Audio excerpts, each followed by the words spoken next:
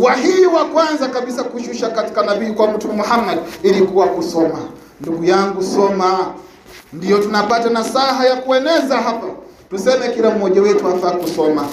Ndiyo ilikuwa kauli ya kwanza, ikra, soma. Tafuteni elimu.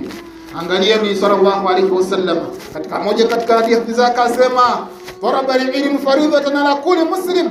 Kutafuta elimu ni juu ya kila mmoja katika umma hii. Leo umekaa Ramadhani mpaka Ramadhani uko na sura zako, sura 3.